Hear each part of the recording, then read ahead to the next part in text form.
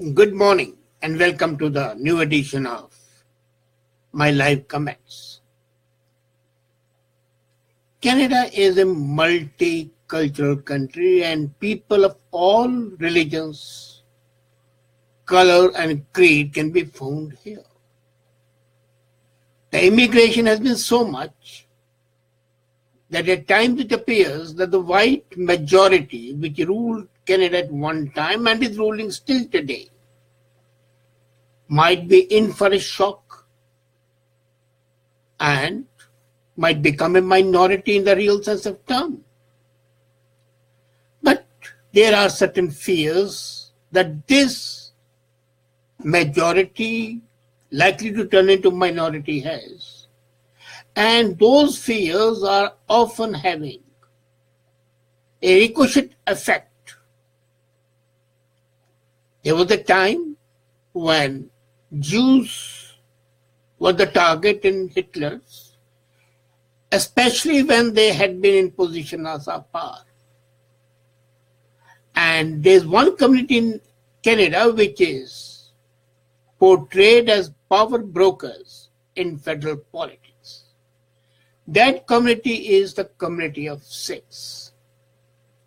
And when I see their portrayal, it's reminiscent of the anti-Semitic view of the Jewish power, especially when there's a lack of ordinary Sikh Canadian voice everywhere. A pilot study was done to find out the anti-Sikh bias in Canadian media. And from February 1 to May 17, that is last year, 35 print articles by the mainstream Canadian media were reviewed. And it was a shocking result. The articles were selected using National Post, CBC, CTV, Toronto Star, Global News, CP24, Canadian Press, and Global Mail. And out of these articles related to Prime Minister Trudeau's trip to India, as well as to Jagmeet's link with a Sikh terrorist. And it was found that there was a slant which was clearly anti-Sikh. The Prime Minister's recent India trip has just about intertwined Sikh politics with the political scenes in India. And the complications this creates in our relations not only with India, but also within Canada. This visit reflected the influence Sikhs have on the Canadian politics, while constituting only 1% of the population. We currently have 4 Sikh federal cabinet ministers compared with none from Chinese community, which has many more voters and citizens. And that is what people have been unable to understand. As a matter of fact, this is not something new. It happened just before the elections were to take place. There was to be the nomination of a candidate, and the Prime Minister himself wanted Harjit Sajjan to be the candidate in Vancouver South. And the contender was Barjit Dahan. Now herein lies the rub. Sajjan enjoys the backing of World Sikh Organization, which supports independent Khalistan, while Dahan is a moderate and ally of former BC Premier and the most respected Sikh leader Ujjal Dosanjh. Dosanjh and his friends are no friends of Khalistani separatism. And the Prime Minister preferred Sajjan. As one Sikh official summed up the situation when he was talking, that the Liberal Party has been hijacked by WSO. And the party, especially Justin Trudeau, were in bed with the fundamental groups, both Sikh and Muslim. The problem is not only that the Sikhs are overrepresented in federal politics. If they are capable, if they are meritorious, they must be represented, because the appointment as a minister is not only representing the community, it is the value that the minister has for the entire cabinet in that decision-making progress. Unfortunately, that is not happening. It would not be surprising in the circumstances if other ethnic and religious groups start employing the same tactics which WSO is using. That is, promote their agendas in their native, in their countries, in their home countries, and bring it to Canada, thereby creating a rift which shall be unbridgeable. This will be a development that will deepen ethnic divisions in our society. And I don't blame only liberals for this, because they are enrolling a number of new members of the Sikh community, and most of them are in supporters of independent Khalistan. Same is happening in NDP.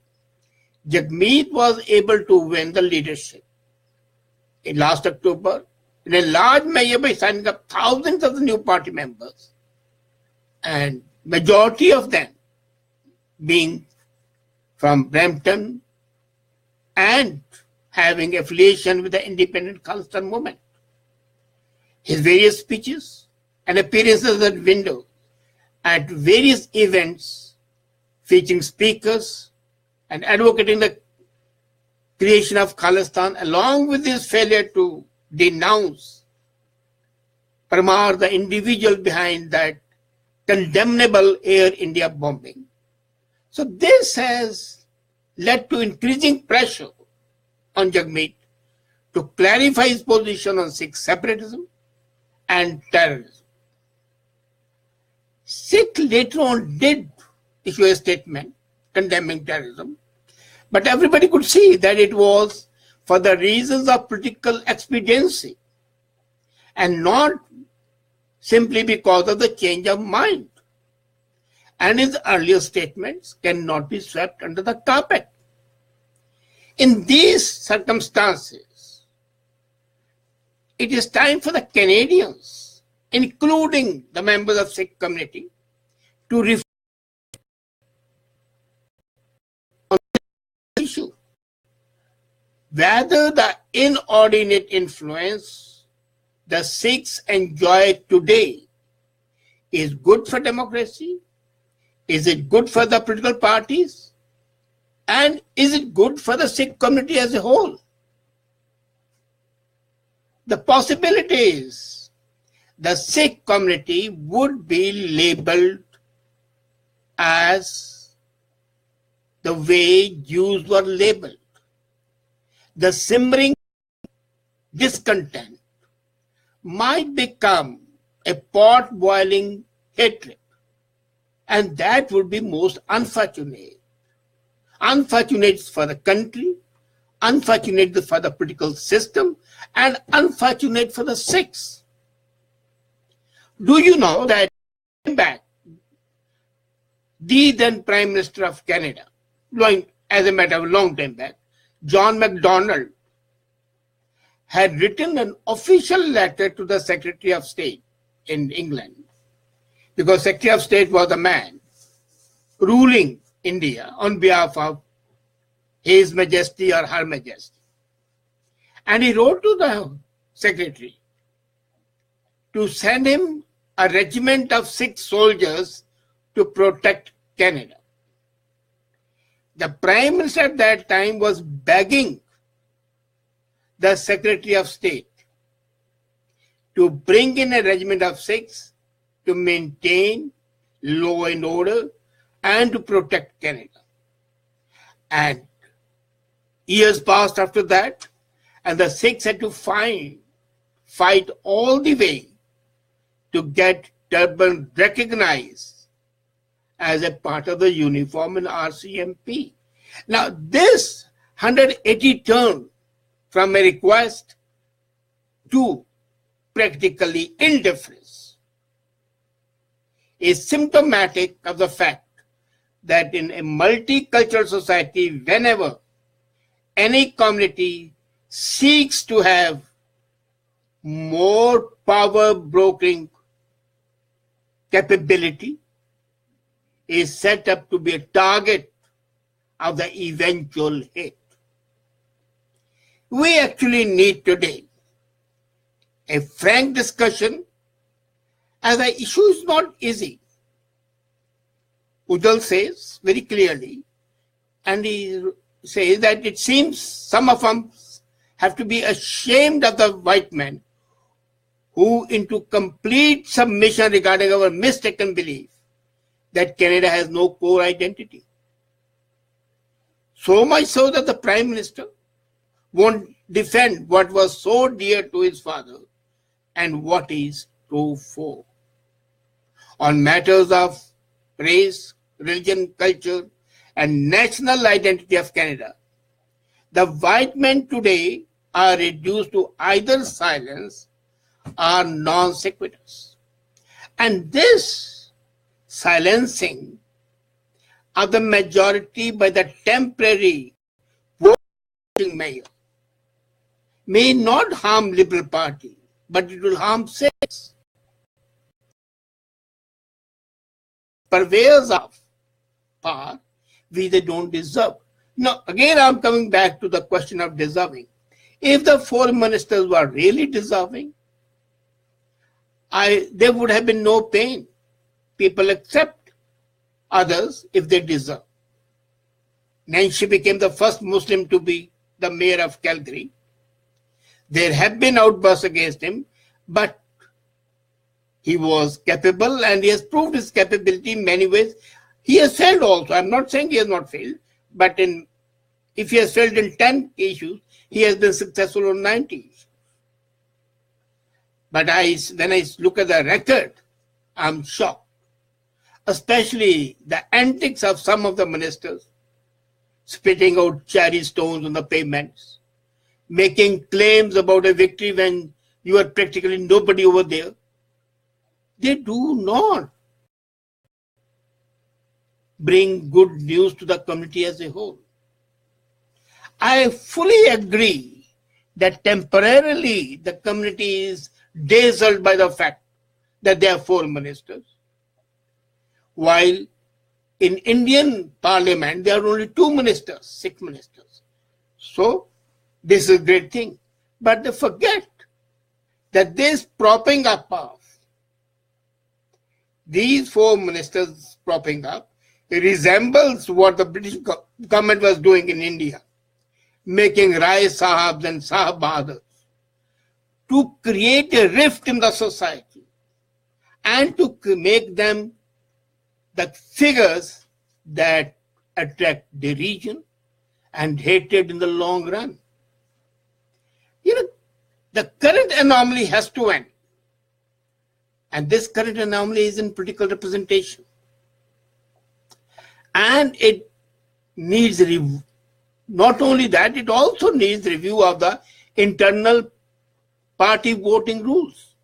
While voting in a federal election requires Canadian citizenship, and members can, in the party election, vote for delegates to a leadership convention, as well as to the selection of candidates, whether they are citizens or not, whether they belong to that riding or not. Now, such people, when they are voting, would not vote, right? They will vote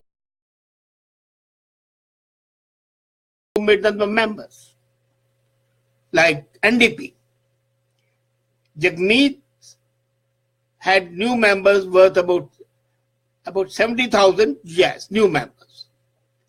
But those 70,000 make the difference. Out of them, only 30,000 voted, and they voted in favor of Jagmeet, and Jagmeet won.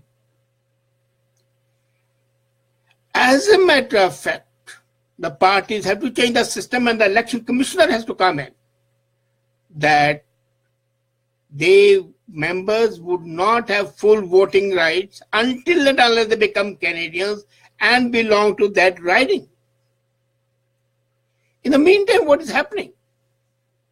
Political parties continue to recruit people who are often not Canadians. They are new immigrants, they are refugees, they are anybody, but not citizens of that riding. They know nothing about Canada. And yet those people are used by the political factions to influence our policies and the election of our representatives in the parliament. The biggest culprit in this sorry spectacle is the leading party, Liberal, and its B team, the NDP. They are the chief culprits, and they allow such an abuse of the system because there is no law prohibiting it. Actually, all the three parties should adopt a code of conduct. And this code of conduct can be done either mutually or it can be enforced by a law that only the citizens riding that riding would decide the nomination and not outsiders. Otherwise, that might sound the end of the Canadian democracy as it is. And in the whole bargain, Sikhs would be the losing end.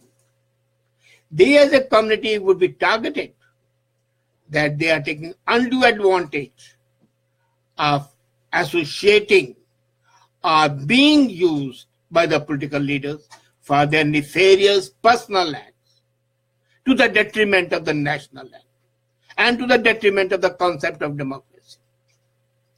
The same community which was invited, or a unit of that community soldier was invited by John MacDonald to be the saviors, might one day become